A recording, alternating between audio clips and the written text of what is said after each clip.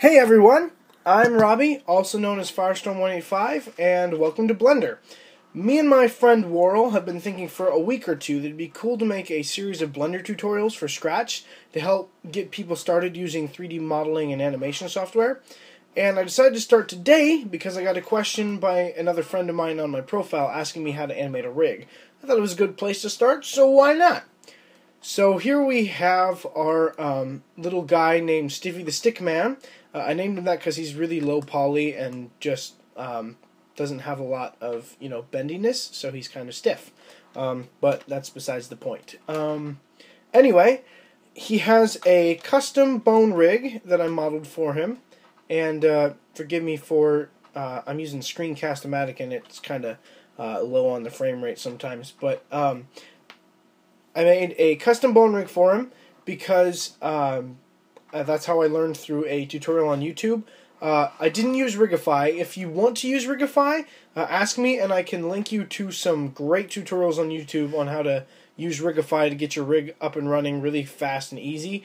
I just personally wanted to make my own because I know I'm going to be making a lot of stuff that isn't standard once I finally get into making lots of 3D models, and so I didn't want to have to worry about, making it the same on both sides, because that's one of the things that I think Rigify, you have to be like symmetrical, and I'm not going to be that all the time. So, so this is what I'm working with primarily for right now. So, yeah, so this is what we're going to work on. We're going to work with this custom bone rig that I made here for this tutorial today. So, if we go ahead and select our bone rig, you can see that it's just all one thing. And we should be able to see down in the object mode something called pose mode if you are selecting the right thing, which I think I'm selecting more than one thing. So there we go. So pose mode, there it is. And that is where all of our animating goes on, mostly. There's a couple of times when I've gone in and used some of the other menus to mess with the curves and how just the inner workings of animation works, but for the most part, pose mode right here will be what we do all of our animating in.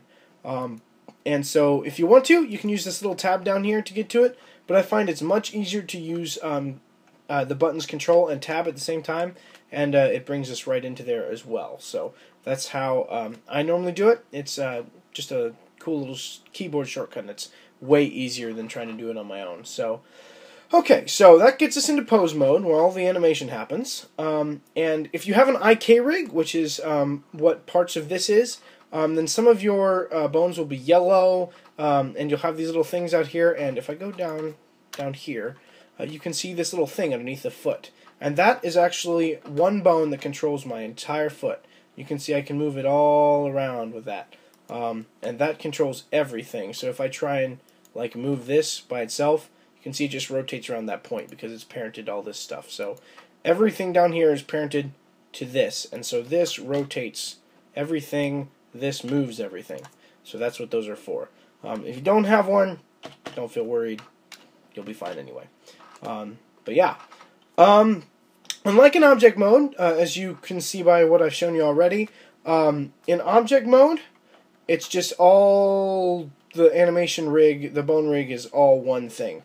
But if you go into pose mode, you can select the individual bones, and that's what we want because we want to be able to edit different things. So if I go over here, and if Blender will cooperate with me, if I select this upper arm piece right here, we should be able to hit R, and that gives us the ability to rotate this piece around. And then if we hit the one button on our numpad that brings us straight, or the 3, and then 9 to swap it to the other side since we're using the right arm right now, and that will let us move in just one plane.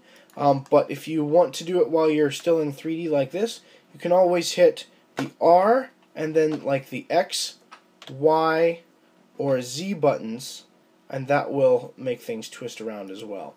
And so if you just want to make things twist in one direction, then you can do that. Also, if you hit the G button, that allows you to move stuff around, but it doesn't work unless stuff is not parented to each other. So, if I were to move this, boom, that can move apart because it is not parented to this. It's parented, but the transform and the rotation and the scale are not dependent on that, so you can move it apart. This hitting G doesn't do anything.